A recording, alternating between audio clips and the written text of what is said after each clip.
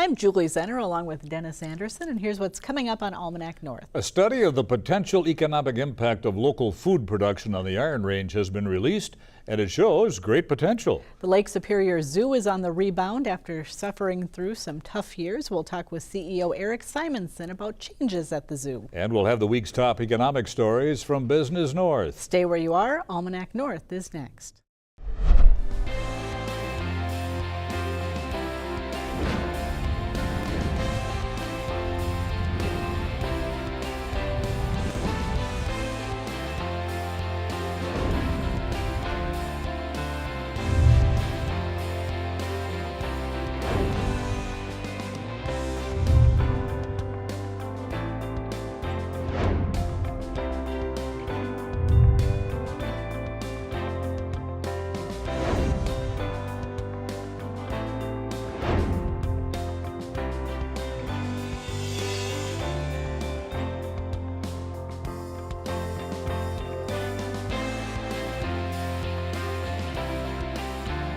Hello and welcome to Almanac North. Thanks for watching.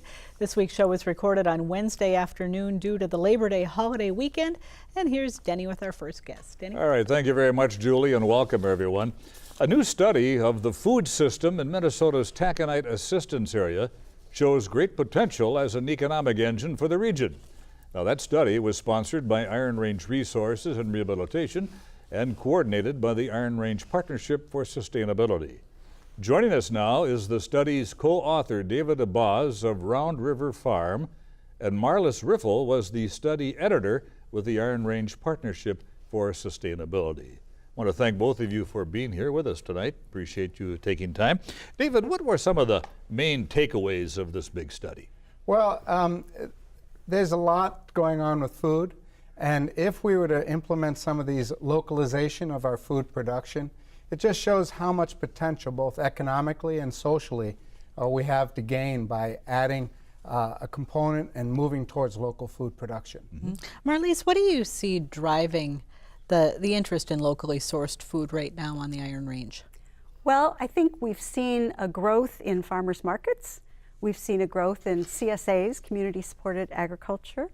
We've seen a growth in restaurants that are interested in buying and serving local food.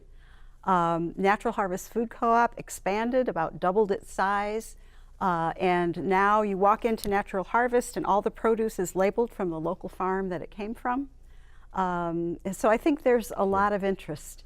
I happen to manage the farmers market in Virginia, and we've got a lot of people coming because they want to buy from people they know. Marlis, I read on the website that your mission is to have a sustainable and thriving Iron Range. What does that mean? Well, I think it means that we leave the Iron Range better than we found it. And we leave it in such good shape that our children don't have to clean up after us. That I have a 25-year-old daughter, and maybe someday she'll be back here. I don't know. But that's really important to me. And normally on the Iron Range, we think of development in other terms, as you well know. I was doing some research at the Historical Society, and I ran across a description of the Virginia School Farm. In the 1920s, in Virginia, where the hospital and the golf course are, was the school farm. And they had chickens and cows and pigs and 84 acres of vegetables. And the old women in the community had canning bees and put it all up, and the kids ate local food. That was closed in 1934. David, you're a farmer. What might surprise people about farming on the Iron Range today? Well, farming in the northern country it's harsh and challenging, as we all know, shallow soils, but you can grow incredible amounts of food on small acreage. You can improve the soils. I think despite the challenges, it's amazing how much food could be produced. And clearly our study and other studies have shown that we could produce all of our food here locally, and that would have a great ripple effect on our economy. A lot of people might be asking who are watching the show tonight, is the growing season long enough here in the Northland? I mean, we get temperatures dipping down to 25, 30 below. Sure. Well, last year we were at 23, on August 23rd, we had our first frost in Finland. We still produced incredible amount of food, And there's places like we're going to have to build an infrastructure. And part of that means, growing it at one time and storing it and providing it throughout the rest of the season. So like, to give you an example, Wolf Ridge Environmental Learning Center, I manage that farm, and we produced a processing facility. Sure. So yesterday I was processing tomatoes. We're storing tomatoes in a puree, and then it's brought up every week. We froze beans and broccoli yesterday. And so it's having the infrastructure, it's a system we're looking at, it's building a food system. Just to be clear, your farm is in Finland, Minnesota. Yeah, I have a family farm. Yeah. It's a CSA, which means Community Supported Agriculture. So we deliver food to families from Two Harbors to Grand Marais and beyond. And then I also manage the Wolf Ridge Environmental Learning Center farm. Marlise, David mentioned that there's the potential here to grow all of the food needed in the region. I suspect that would mean a real change in diet for some folks. Well, actually, and your study looks at that. it does. David's study from 2010 that he did for the University of Minnesota developed this healthy diet that could be grown locally. And so we did our projections on the basis of, do we do the standard American diet, or do we do what we call the range healthy diet? And either scenario, if we commit to buy 20% local, brings back jobs and revenue. You want to talk about the range healthy diet? Well, yeah, the diet is what you can imagine. It's more nuts, more fruits, more vegetables, and less grains and meat. And very little sugar. Very little sugar. And it was put together by a group of experts, dietitians, diabetes experts, to come together with what could be grown 100% local. Now, David, your study shows that localized food production will add between 250 and 3,500 jobs to the area. That's a pretty wide gap. How do you come up with those numbers? Well, it depends how much we produce, what percent was produced and consumed. It also depends what type of foods. So if we're in the SAD diet, it's a certain number of farms and acreage. If it's the range healthy diet, there's other types of farms because there's more vegetables, more intensive cropping. So it depends on the diet, and it depends on, are we at 20%? 30%, 100%, and that gives you that range. Now, nationally, many small farms have been pushed out of business by the big commercial growers.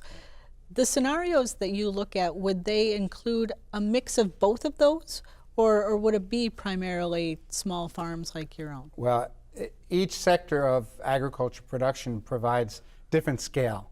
Grain farmers tend to be bigger, beef farmers tend to be bigger. So we would have a collage of types of farms, depending on the land and also depending on the farmers and the needs. So what we're blessed with, in a way, is not the huge conglomerate farms that we have in other parts of the state.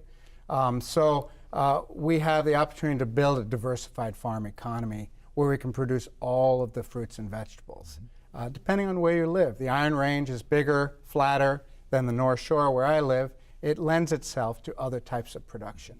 So it'll be a mix. Marlise, David just mentioned land. How much land would it take to really do some strong, sustainable farming in the Northland? Well, we have 2.1 million acres in the taconite assistance area that's suitable for agriculture.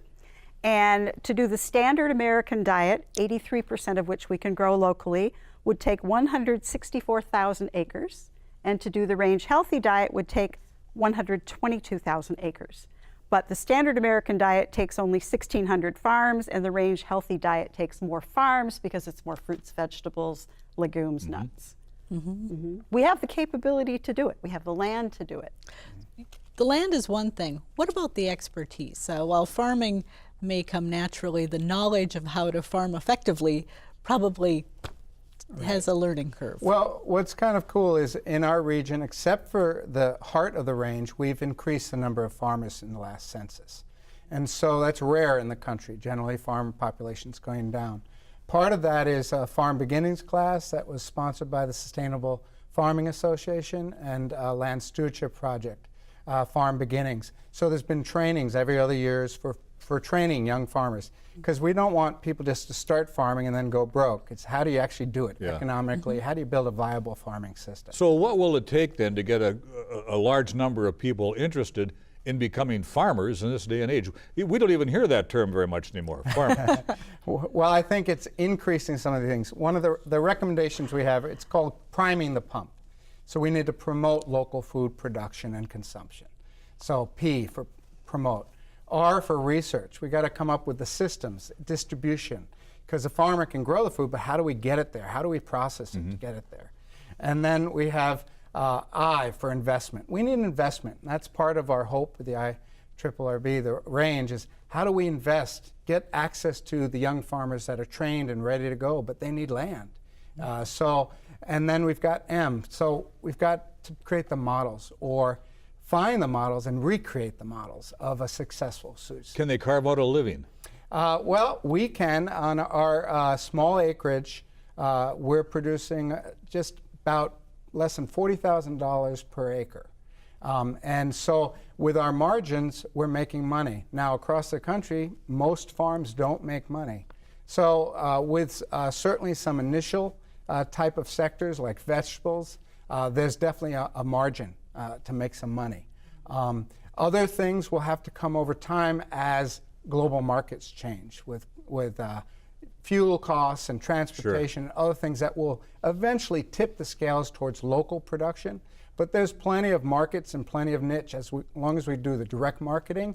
And then as we build that secondary infrastructure, it'll take time and more training and more farms and a bigger system to support it. Do you find that the IRRB is interested in investing in this sort of economic development going forward? Well, part of the reason that the Iron Range Partnership for Sustainability wanted to do this study was to bring out enough information and gather enough public support, if we found that there was potential, and we did, that we can show that the public wants it. I think the IRRR will respond to what the public wants. And right now the public doesn't know much about agriculture, doesn't think it's a potential. And so we're opening the door and saying, you know what? This is about every single one of us eats. Every single one of us makes choices about what we eat. We can choose to do this. We can. So what are the next steps to get it off the ground?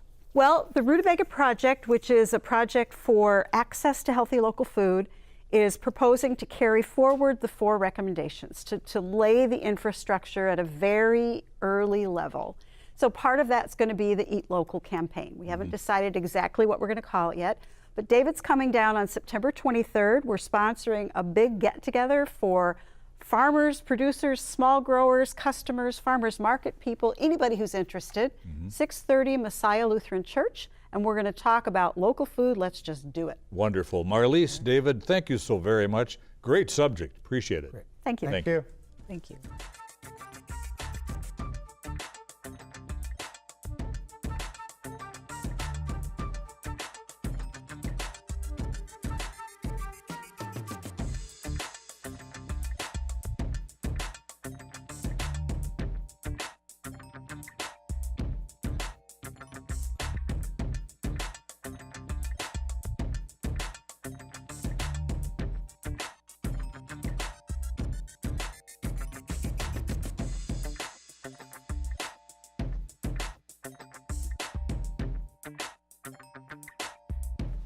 The flooding in June of 2012 was the beginning of a difficult period at the Lake Superior Zoo in Duluth. The flood caused extensive damage at the zoo and permanently closed one of its most popular exhibits.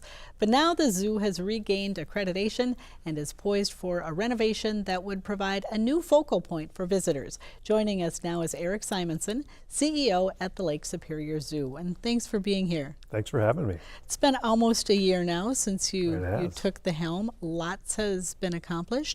Where do you see the zoo at this moment in time? You know, we've come a long way in the last 12 months. And in all fairness, the zoo has come a long way since the flood of 2012. But the last 12 months have really been about putting the zoo back on a course towards being successful. We, of course, had to make some really difficult changes as we came in. We changed our operating model. But we believe that we have a budget now that's sustainable for the zoo going forward. And we're actually starting to make some progress on some of the initiatives that we've been wanting to make for so long in this community zoo.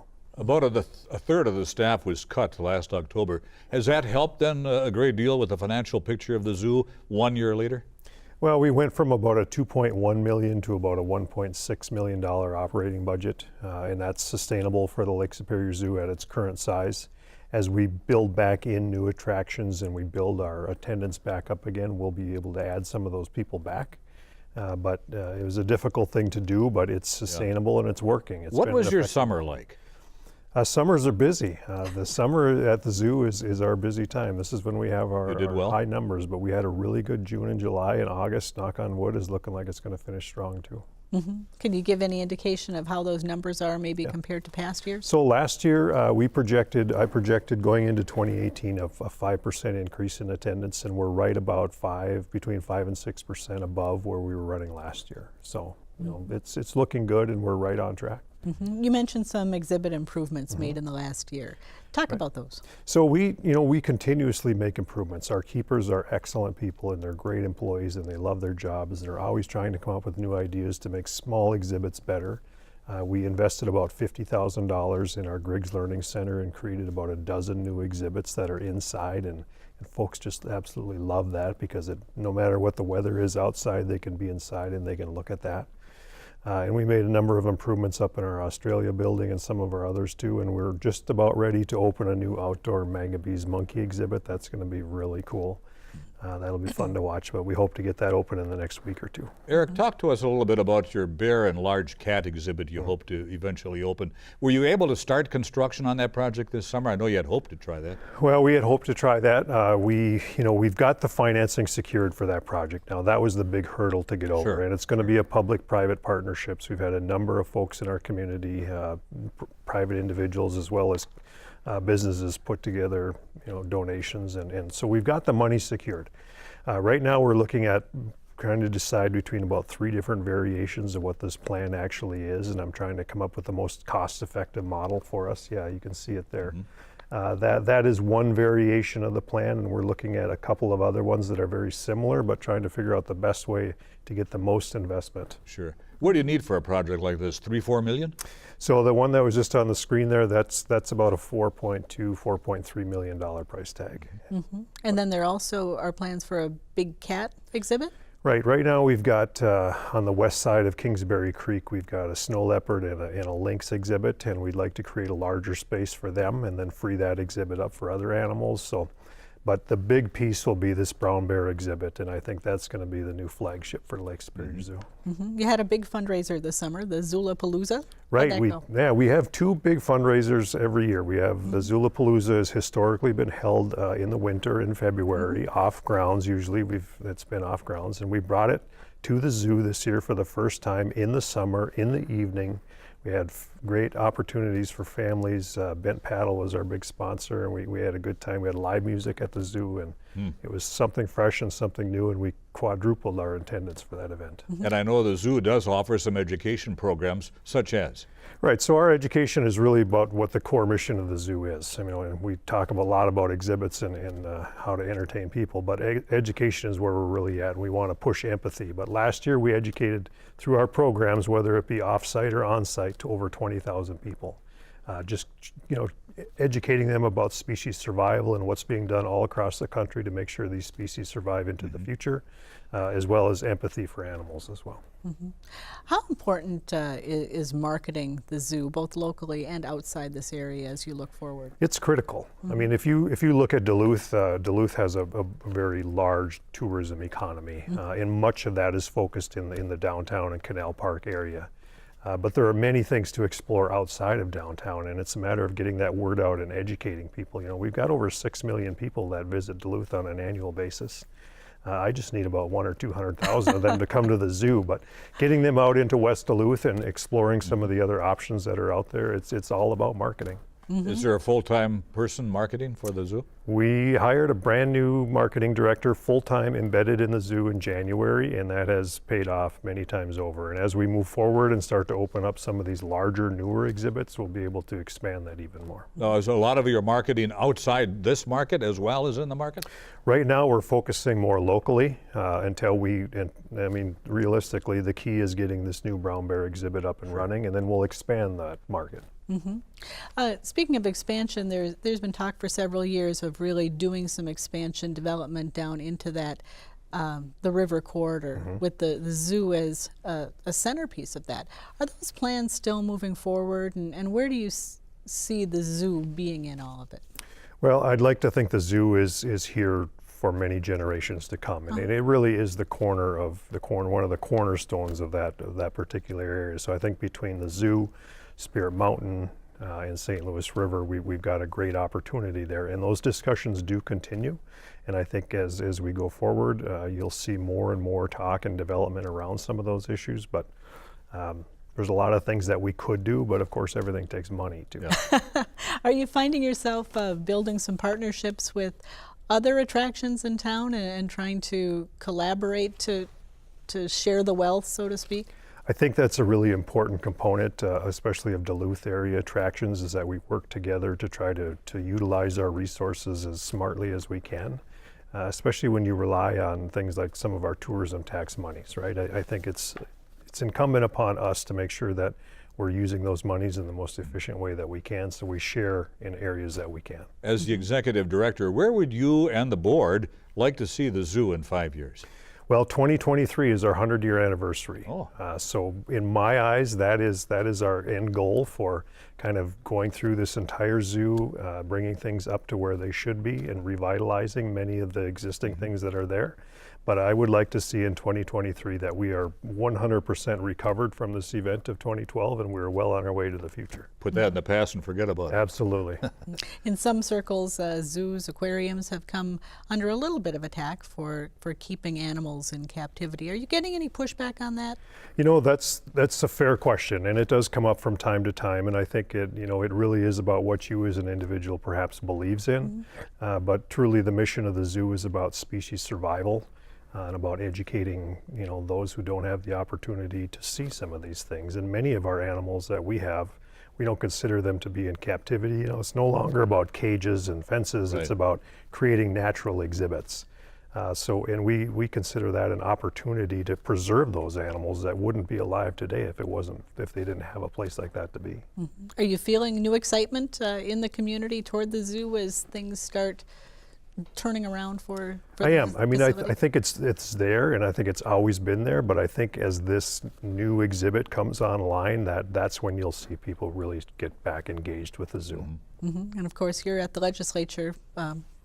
When you wear your other hat, Right. is there more money being sought from the legislature this year for this? Well, I don't think the Lake Superior Zoo is in a position to pursue bonding again for any time soon, because you have to come up with a 50% match for that. So I think it's incumbent upon us to build this exhibit and try to live within our means as we go forward. And the city is promising some commitment. Well, we have a 10-year operating agreement with the city of Duluth, and within that there's a commitment of tourism tax dollars as well through the length of that agreement. All right, Eric Simonson, good luck as Thank you you. head into Labor Day weekend. I hope it's a strong one for you. I do too. Thank you, Eric. Yep.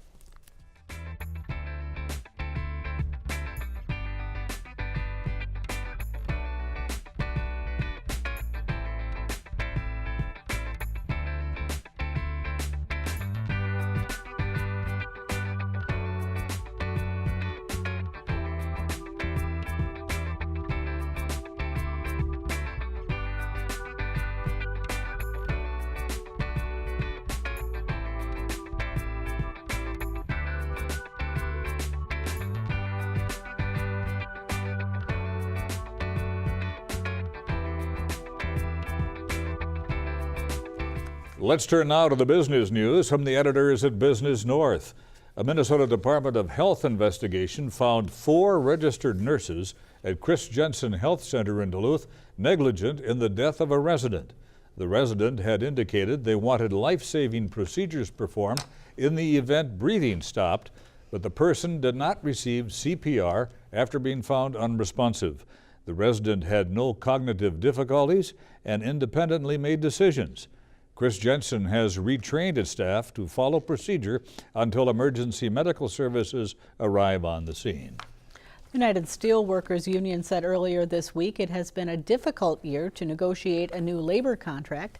Little progress has been made in contract talks with steelmaking giant ArcelorMittal, and they called a proposal from U.S. Steel an insult. The remarks came weeks after union officials and negotiators from the 2 steelmakers began talks over a new contract covering hourly paid workers. Other key issues have been pension improvements for active members and retirees and holding the line on health insurance costs.